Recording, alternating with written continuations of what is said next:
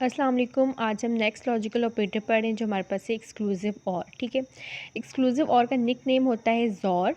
इसको आप ज़ॉर भी पढ़ सकते हो और एक्सॉर भी पढ़ सकते हैं। सिंबल क्या होता है कि प्लस प्लस के साइन के गिर्द सर्कल होता है, तो आपको ये रिप्रेजेंट किसको कर रहा है, एक्सक्लूसिव और को। डेफिनेशन क्या है, the exclusive or of p and q denoted by p xor q. इसको इस प्लस और गिद साइन को इसको हम ज़ॉर पढ़ते हैं। ठीक है, denoted by p xor q is the proposition that is true when exactly one of p and q is true and is false otherwise. अब इसका क्या मतलब है कि पी या क्यू में से कोई एक भी ट्रू हुआ तो ये आंसर ट्रू देगा। समझने वाली बात ये, अगर दो पी और क्यू दोनों true at a time true आ रहे हैं तो वहाँ पर भी ये आपको वहाँ पर ये आपको फॉल्स देगा। अगर दोनों फॉल्स हैं तो भी ये आपको फॉल्स देगा। कंडीशन सिर्फ ये है कि पी और क्यू ट्रू हों, मतलब अगर पी ट्रू है तो क्यू फॉल्स होना चाहिए, और अगर पी फॉल्स है तो क्यू ट्रू होना चाहिए। उस सूरत में उन दो कंडीशंस में सिर्फ आपको ट्रू देगा, अदरवाइज ये आपको फॉल्स देगा। ठीक है, एग्जाम्पल क्या है, p is equal to I will earn on an A in this course, और क्यू है I will drop this course. दो कंडीशन है, या तो मैंने इस कोर्स में ए ग्रेड लिया या तो मैंने ये कोर्स ड्रॉप कर दिया। तो जो हमने ज़ॉर पढ़ा है वो क्या है, पी ज़ॉर क्यू हम जब करेंगे तो वो क्या होगा, I will earn an A in this course or I will drop this but not both. मतलब एट अ टाइम आप एक ही कंडीशन कर सकते हैं, मतलब पी ट्रू है क्यू फॉल्स होना चाहिए, क्यू फॉल्स है तो पी ट्रू होना चाहिए। किस तरह से उस सिचुएशन को माइंड में रख के आपको ये एग्जांपल समझ आ जाएगी कि या तो मैं इस कोर्स में ए अर्न कर सकता हूँ ग्रेड ए, या तो ये मेरा ये कोर्स ड्रॉप हो जाएगा। लेकिन एट अ टाइम दोनों चीज़ें नहीं हो सकती कि मैं कोर्स ड्रॉप भी कर रहा हूँ और कोर्स में ग्रेड ए भी ले रहा हूँ। तो एट अ टाइम दो कंडीशन नहीं होती, कोई एक ही हो सकती है। अब ये एक्सक्लूसिव और का ट्रुथ टेबल है, इसमें हमारे पास एक प्रपोजिशन पी है, एक क्यू है और पी और क्यू है। ठीक है, तो इसमें क्या है कि जब दोनों ट्रू आ रहे हैं तो ये आपको आंसर फॉल्स देगा। अगर एक ट्रू है, पी ट्रू है, क्यू फॉल्स है, तो ये आंसर आपको ट्रू दे रहा है, क्योंकि इसने क्या कंडीशन रखी हुई थी कि पी क्यू में से सिर्फ कोई एक एट अ टाइम ट्रू होना चाहिए। ठीक है, अब नीचे वाली में क्या हो रहा है कि पी फॉल्स है लेकिन क्यू ट्रू है, एक ट्रू आ गया तो ये फिर अपनी सिचुएशन पूरी करके आपको क्या दे रहा है, ट्रू दे रहा है। और अगर दोनों फॉल्स हैं तो ये आपको फॉल्स दे रहा है, क्योंकि फॉल्स में आपको फॉल्स ही देगा, दो ट्रू होंगे तब भी फॉल्स दे रहा है, क्योंकि उसने कहा है कि आप उसने सिर्फ ये सिचुएशन रखी है कि कोई एक ट्रू होगा तो आंसर ट्रू देगा, अगर दो ट्रू हो रहे हैं तो भी आंसर ट्रू नहीं देगा, और अगर दो फॉल्स हो रहे हैं तो भी आंसर ट्रू नहीं देगा। ठीक है, नेक्स्ट टॉपिक हमारे पास है इम्प्लीकेशन। इम्प्लीकेशन का निक नेम है, इसको कंडीशनल स्टेटमेंट भी कहते हैं और इसको इफ़ देन भी कहते हैं। मतलब अब एग्जांपल में आपको पता चल जाएगा कि इफ़ देन किस तरह से कहते हैं। आपने नाम याद रखना, कंडीशनल स्टेटमेंट जो होता है उसको इम्प्लीफिकेशन को कंडीशनल स्टेटमेंट कहते हैं। या फिर आप ये देखिए सैम्पल में आपको बताया कि पी इम्प्लाइज़ क्यू, या इसके लिए वर्ड इम्प्लाइज़ यूज़ होता है या इसको कंडीशनल स्टेटमेंट कहते हैं। ठीक है, तो पी इम्प्लाइज़ क्यू क्या है कि पी वाला जो है ये इम्प्लाई करे क्यू पे। ठीक है, किस तरह से क्यू पे इम्प्लाई करे ये आपको मज़ीद आगे जाके इसी की जो मैं आपको एग्जांपल और ट्रुथ टेबल समझाऊंगी तो उसमें आपको समझ आ जाएगी। आपने याद रखना है कि जो इम्प्लीकेशन का जो निक नेम है वो इसको कंडीशनल स्टेटमेंट भी कह सकते हैं, और इस तरह से पढ़ सकते हैं कि पी इम्प्लाइज़ क्यू। इस सिंबल को पढ़ने का तरीका क्या है, पी इम्प्लाइज़ क्यू। ठीक है, डेफिनेशन क्या है, the conditional statement p implies q is the proposition if p then q. अगर p if p then q। ठीक है, the conditional statement p implies q is false when p is true and q is false and true otherwise।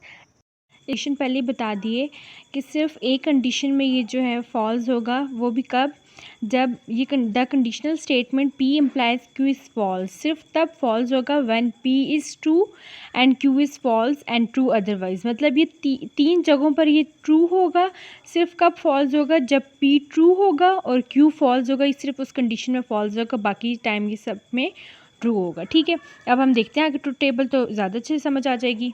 यहाँ पे एक और चीज़ लिखी हुई है कि P is called the hypothesis and Q is called the conclusion. ठीक है, अब हम एग्जांपल देखते हैं। You study hard, P is equal to you study hard, Q is equal to you will get a good grade. ठीक है, तो P implies Q कह रहे हैं कि if you study hard then you will get a good grade. इसका क्या मतलब है, हमने क्या कहा था, इफ़ P देन Q, अगर P वाली सिचुएशन है तो Q वाली है। मतलब if you study hard, P क्या है, इम्प्लाइज करे क्यू पे, if you study hard then you will get a good grade. अगर तुम मेहनत करोगे तब तुम्हारे अच्छे ग्रेड्स आएंगे। तो क्या है, पी इम्प्लाइज करे क्यू पे, और हमारे पास इस कंडीशन भी क्या थी, इफ़ और then, if p then q, तो हमारे पास कंडीशन भी यही थी। अब ट्रूथ टेबल क्या है, यहाँ पर पी क्यू है और पी इम्प्लाइज क्यू है, दोनों ट्रू हैं तो ये आपको ट्रू देगा। पी ट्रू और क्यू फॉल्स है, मतलब इसमें सिचुएशन भी यही बताई गई थी कि जब पी ट्रू होगा और क्यू फॉल्स होगा तब ये आपको फॉल्स देगा, ठीक है। और बाकी क्या है कि पी फॉल्स है क्यू ट्रू है तब भी इसने आपको ट्रू दिया, और दोनों फॉल्स हैं तब भी इसने आपको ट्रू दिया। इसने फॉल्स सिर्फ आपको तब दिया जब पी ट्रू है और क्यू फॉल्स है। इसने कंडीशन पहले बता दी थी डेफिनेशन में कि जब पी ट्रू होगा क्यू फॉल्स होगा तब ही आपको फॉल्स देगा, अदरवाइज आपको 3 दफ़ा पे ट्रू देगा। अच्छा, अब नेक्स्ट जो लॉजिकल ऑपरेटर है हमारा वो है बाई कंडीशनल्स, ठीक है। इसका निक नेम क्या है, इफ़ एंड ओनली इफ़। ये आपको कहाँ जहाँ पे भी एग्जांपल वगैरह में या मतलब डेफिनेशन के लिए तो आपको बाई कंडीशनल लिखा होगा, लेकिन एग्जांपल में आपको बताया होगा कि इफ़ एंड ओनली इफ़ आप लगाएंगे तो वो चीज़ बाई कंडीशनल बन जाएगी, ठीक है। सिंबल क्या होता है कि इम्प्लाइज में क्या था कि पी इम्प्लाइज क्यू में सिर्फ क्यू की तरफ एरो था, अब यहाँ पर बाई कंडीशनल है तो यहाँ पर दोनों तरफ एरो है, ठीक है। डेफिनेशन क्या है, let p and q be propositions, the biconditional statement p और इस तरह से q is the proposition p if and only if Q.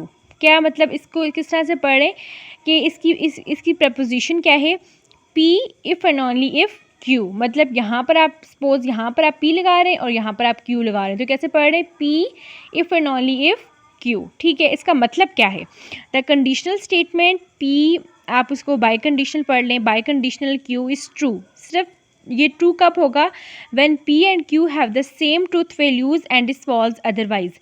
इसका मतलब क्या है, बाई कंडीशनल क्या है कि ये दोनों पे डिपेंड करे, दोनों की अगर सेम वैल्यूज़ हैं, अगर कि वो ट्रू हैं, दोनों ट्रू हैं मतलब सेम वैल्यूज़ हैं तब भी आपको ट्रू दे रहा है, और दोनों फॉल्स हैं मतलब दोनों की सेम वैल्यू है तब भी आपको ट्रू देगा, क्योंकि इसने कंडीशन ये रखी है कि दोनों आपके पास जो है सेम कंडीशन में हो, पी और क्यू की एक ही स्टेट हो, या वो ट्रू में हो या वो फॉल्स में हो, ठीक है। तो ये तब आपको ट्रू देगा, अदरवाइज आपको फॉल्स दे देगा। बाय कंडीशनल स्टेटमेंट को हम बाय इम्प्लीकेशंस भी कहते हैं। जैसे इम्प्लाइज में क्या था कि पी इम्प्लाइज क्यू था तो सिर्फ क्यू की तरफ मुड़ा हुआ था, तो अब यहाँ पर दोनों तरफ एरोज हैं तो इसका मतलब है कि इसको हम बाय इम्प्लीकेशन भी कह सकते हैं, ठीक है। आगे एग्जाम्पल है, p is equal to mister A wins the 2008 elections, q is equal to mister A will be the prime minister for 5 years, ठीक है। अब यहाँ पर आपका दिया हुआ है पी बाय कंडीशनल कह दें या बाय इम्प्लीकेशन क्यू है। क्या है कि आपने बस स्टार्ट में क्या लिख देना है, इफ़ एंड ओनली इफ़, ठीक है। वो जो कंडीशन थी वो आप स्टार्ट में लिख रहे हैं, और आगे आप क्या लिख रहे हैं, mister A wins the 2018 elections, ये आपके पास सिचुएशन, ये पी आपके पास था, और mister A will be the prime minister for 5 years, तो आपने क्यू, पी और क्यू दोनों लिख दिए। मतलब आपने स्टार्ट में लिख दिया कि इफ़ एंड ओनली इफ़, सिर्फ तब भी जो मिस्टर ए जो हैं वो प्राइम मिनिस्टर होंगे 5 ईयर्स के लिए जब वो 2018 के इलेक्शंस जीत जाएंगे, ठीक है। तो if and only if start में लिख दिया, फिर आपने पी की सिचुएशन लिखी और फिर क्यू लिख दी, ठीक है। अब ट्रूथ टेबल देखें, यहाँ पर एक आपके पास पी है एक क्यू है, और ये पी बाय इम्प्लीकेशन या बाय कंडीशन कुछ भी कह दें तो ये क्यू है, ठीक है। अब इसमें क्या कहा है कि दो ट्रू हैं, दोनों ट्रू हैं, सेम स्टेट पर है। आपने क्या डेफिनेशन पढ़ा है कि पी और क्यू सेम स्टेट पे होंगे तो ये आपको इस सिचुएशन में आपको ट्रू दे देगा। तो ये दोनों जो है वो ट्रू स्टेट में है, तो इसने आपको क्या दिया, ट्रू दे दिया, ठीक है। अब यहाँ पर एक ट्रू है एक फॉल्स है, तो इसने आपको क्या देना है, फॉल्स।